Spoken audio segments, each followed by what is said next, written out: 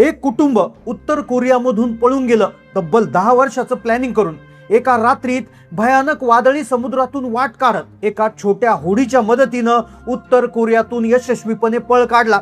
हा व्हिडिओ सगळ्या जगात प्रचंड व्हायरल होतोय, कारण उत्तर कोरिया हा असा देश आहे जिथे श्वास जरी घ्यायचा म्हटला तरी तो सरकारच्या परवानगीशिवाय घेता येत नाही, जिथे इतकी बंधनं आहेत की जगणं मुश्किल आहे। अशा स्थितीत या कुटुंबाला तिथे जगायचं नव्हतं। आजवर अनेक लोकांनी तिथून पळून जाण्याचे प्रयत्न केले, पण त्यातल्या काही जणांना जागीच ठार मारलं गेलं आणि ज्यांना पकडलं गेलं त्यांच्या पुढच्या 3 पिढ्यांना नरक यातना भोगावं लागल्या।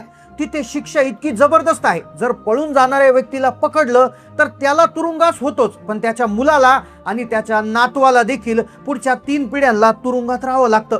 जेव्हा हे कुटुंब तिथून पळून जाण्याचा प्लॅन त्यांनी 10 वर्षापूर्वी बनवला होता, तो प्लॅन अत्यंत धोक्याचा होता।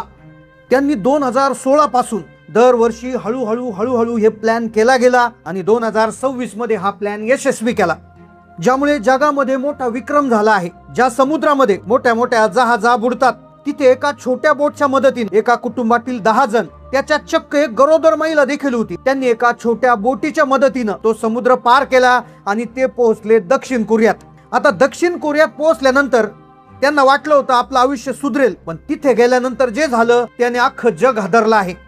जेव्हा या कुटुंब प्रमुखाची मुलाखत एका मोठ्या टीव्ही चॅनलने घेतली तेव्हा त्या मुलाखतीत जे समोर आलं त्याने सगळा जग हादरला आहे। मग पूर्ण 10 वर्षात त्यांनी नेमकं असं काय प्लॅनिंग केलं की कोणालाही पार न करता आलेला समुद्र त्यांनी पार केला? 10 वर्षाचं प्लॅनिंग नेमकं कशा पद्धतीने केलं? आता साऊथ कोरिया म्हणजे दक्षिण कोरियामध्ये जाऊन त्यांच्या आयुष्यात नेमका असा काय भयानक बदल झाला की ज्यामुळे सगळ्या जगाला हादरा बसला? हा प्रवास त्यांनी नेमका कसा केला? सोबत एक गरोदर महिला असताना देखील इतका भयानक प्रवास त्यांनी कसा काय ते करू शकले? चला जाणून घेऊया या संपूर्ण प्रकरणाचा सविस्तर रिपोर्ट। एक कुटुंब, तब्बल 10 वर्षाचं प्लॅनिंग आणि एका रात्रीत भयानक वादळी समुद्रातून मृत्यूला चकवा देत केलेली सुटका। उत्तर कोरियातून पळून जाणाऱ्या एका कुटुंबाचा थरार हा सगळ्या जगात चर्चेचा विषय ठरला। हे कुटुंब उत्तर कोरियातून 10 वर्षाचं प्लॅनिंग करून तिथे गेलं खरं, मोठा संयम त्यांनी ठेवला खरा, पण दक्षिण कोरियात जे जाऊन झालं त्याने सगळं जग हादरलं। खरं तर या थरारक कथेची सुरुवात झाली 2016 मध्ये, ज्यामध्ये या कुटुंबाचे मुख्य जे उत्तर कोरियामधल्या एका छोट्या गावात राहायचे त्यांनी एक अत्यंत गुप्त निर्णय घेतला। त्यांना कळून चुकले होते की उत्तर कोरियात त्यांच्या मुलांचं आणि नातवांचं भविष्य अंधकारमय होतं। त्यांनी गुपचूप अभ्यास करायला सुरुवात केली होती। एक कुटुंब होते, त्याचे कुटुंब प्रमुख होते, त्यांनी 2016 मध्येच आपल्या डोक्यात हा विचार गुपितपणे सुरू केला होता, कारण की हा विचार जर त्यांना शेजाऱ्याला जरी कळाला असता तर त्यांना पकडून नेऊन त्यांच्या 3 पिढ्यांना जेलमध्ये बसावं लागलं होतं। मग त्यांनी अभ्यास सुरू केला, पळून जाण्याचे मार्ग किती? आता खरं तर 2016 मध्येच त्यांनी अभ्यास सुरुवात केला होता। त्यांनी पाहिलं होतं, त्यांनी पाहिले 3 मार्ग आहेत। पहिला मार्ग होता जमिनीवरून, दुसरा मार्ग नद्यांमधून आणि तिसरा मार्ग होता समुद्रमार्गे। जमिनीवरून जाण्याचा हा मार्ग सगळ्यात कठीण होता। त्यांनी अभ्यास करायला सुरुवात केला, 30 वर्षाचा मागचा इतिहास काढला। 30 वर्षामध्ये फक्त 20च लोक इथून वाचून जाऊ शकले, कारण की ते 250 किलोमीटरची सीमा, लाखो सुरुंग, काटेरी तारा आणि हजारो सैनिक आहेत। दुसरा मार्गाचा अभ्यास त्यांनी केला, यालू आणि तुमेन नद्या, चीन मार्गे हे पार करून लोक चीनमध्ये जातात, पण चीन हा उत्तर कोरियाचा मित्र आहे आणि कोरोना काळामध्ये त्यामध्ये असा करार झाला आहे की एखादा व्यक्ती जर चीनमध्ये गेला तर चीन तो व्यक्ती उचलून पुन्हा नॉर्थ कोरियाला देऊन टाकते आणि मग त्याच्या 3 पिढ्यांचं आयुष्य अंधारात जातं। आणि मग तिसरा मार्ग उरला होता समुद्राचा मार्ग। हा मार्ग थोडासा शक्यता याच्यातून होती, आजपर्यंत कुणीच या मार्गे जाण्याची डेअरिंग केली नव्हती। हा मार्ग सगळ्यात अवघड होता, कारण की याच्या जीव घेण्या लाटा, मोठ्या मोठ्या समुद्राला बुडण्याचा धोका, पण सगळ्यात महत्त्वाचं म्हणजे तिथे गस्त घालणारे समुद्राचे कोस्ट गार्ड किंवा पेट्रोलिंग किंवा पोलीस, या सगळ्या गोष्टी एकाच वेळी हाताळाव्या लागणार होत्या। त्यावेळेस त्यांच्या वडिलांनी ठरवलं होतं की समुद्रमार्गेच जायचं, पण हा निर्णय सोपा नव्हता, कारण की समुद्रमार्गे 10 वर्षापूर्वी ते जातील अशी त्यांना शक्यता वाटत होती। ते तिथे गेले खरे, पण दक्षिण कोरियात त्यांच्याबरोबर जे झालं त्याने सगळ्या जगाला धक्का बसला। आता ते मुख्य व्यक्ती होते, त्यांचा एक मुलगा होता, त्यांनी आता प्लॅनिंग करायला सुरुवात केलं होतं समुद्रातून जायचं, पण समुद्राची माहिती नव्हती, कारण की समुद्रातून जर जायचं म्हटलं तर त्यांना समुद्रामध्ये लाटा केव्हा येतात, समुद्राचं नैसर्गिक काय टाइम टेबल असतं ते माहिती असणं गरजेचं होतं। दुसरी गोष्ट, तिथं जे गस्ती घालण्यासाठी जे कोस्ट गार्ड्स किंवा पोलीस असतात तर त्यांच्या वेळा काय असतात, काय तिथली परिस्थिती आहे हे समजून घेण्यासाठी त्या समुद्रापासून खूप अंतरावर होते.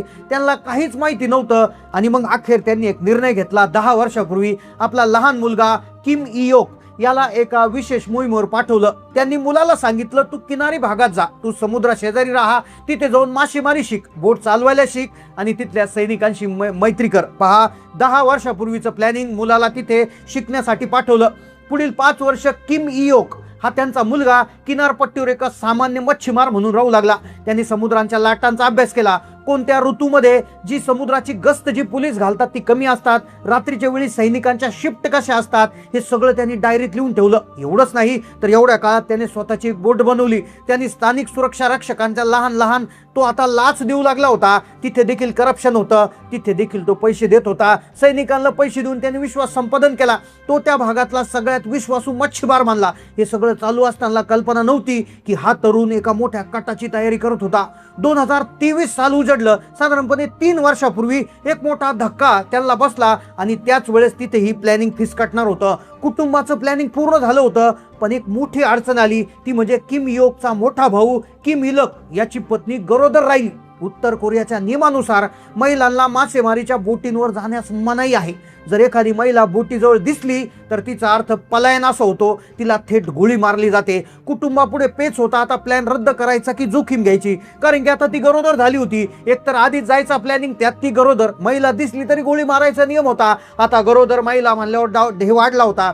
आणि अखेर त्यांनी निर्णय घेतला. निर्णय असा घेतला की इयोकने आपल्या पत्नीला समजून सांगितलं, आपल्या बाळाचा जन्म गुलामगिरीत नको तर फक्त एका मुक्त देशात झाला पाहिजे. आणि म्हणून ती आई देखील तयार झाली आणि अखेर त्यांनी तारीख निश्चित केली. आता त्या मुलाने समुद्राची सगळी माहिती घेतली होती. गस्ती कधी घातल्या जातात, वातावरण कसं असतं, त्याचा सगळा अंदाज त्याने घेतला होता. आणि अखेर एका वादळी रात्री हे सगळे 10 जण एका बोटीत बसले. वादळात ती छोटी लाकडी बोट समुद्रात शिरली. तब्बल 2 तास ते मृत्यूशी झुंज देत होते. गरोदर महिला प्रवास हा नरक यातना देणारा होता. आणि अखेर त्यांनी ती समुद्राची सीमा पार केली आणि दक्षिण कोरियाच्या हद्दीत प्रवेश केला. जेव्हा दक्षिण कोरियाच्या नौदलानं त्यांना पाहिलं तेव्हा धक्का बसला. त्यांना वाटलं हे गुप्तहेर आहेत. पण जेव्हा बोटीतून एक गरोदर महिला, 2 लहान मुलं, वृद्ध आई आणि वृद्ध वडील बाहेर आले तेव्हा कोरियाचे अधिकारी थक्क झाले. त्यांनी त्यांना कुटुंबाला सुरक्षित स्थळी हलवलं. दक्षिण कोरियात आल्यावर त्यांनी जी पुढं जे झालं ते अत्यंत धक्कादायक होतं. त्यांना डायरेक्ट घेतलं नाही. त्यांची 90 दिवस कसून चौकशी झाली. नरक यातना देण्यात आल्या. त्यांना दिलेली माहिती जी आहे ती खरी आहे का हे त्यांनी ऐकून घेतलं. गुप्तचर यंत्रणांनी सगळी माहिती हे केल्यानंतर हे जे कुटुंब आहे यांना त्यांनी आतमध्ये घेतलं. हे कुटुंब इतकं वर्ष कसं काय प्लॅनिंग केलं याचा सगळा त्यांनी अगदी बारीक सूक्ष्म डिटेल त्यांच्याकडून समजून घेतल्या. आणि मग त्यानंतर त्यांना प्रवेश देण्यात आला. आज हे कुटुंब दक्षिण कोरियात आहे. ज्या मुलाचा उत्तर कोरियाच्या तुरुंगात जन्म होणार होता त्याचा जन्म मुक्त देशात झालाय. आता किम इयोक हा तिथे एक स्वयंपाकी म्हणून, एक शेफ म्हणून काम करतोय आणि त्याचं स्वप्न आहे की मुलाला जागतिक दर्जाचं शिक्षण मिळावं. हे प्रकरण केवळ एका पलायनाची कथा नाहीये, तर ती मानवी इच्छाशक्तीची आणि स्वातंत्र्यासाठी दिलेल्या संघर्षाची गाथा आहे. जिथे हुकुमशाहीच्या भीती उंच असतात तिथे स्वातंत्र्याची वाट शोधण्यासाठी एका कुटुंबाने दिलेला हा लढा होता, जो इतिहासात सुवर्णाक्षराने लिहिला जाईल. तर मित्रांनो, या कुटुंबाच्या साहसाबद्दल तुम्हाला काय वाटतं? एक गरोदर महिलेला घेऊन वादळी समुद्रात प्रवास करणे तुम्हाला किती धाडसाचं वाटतं?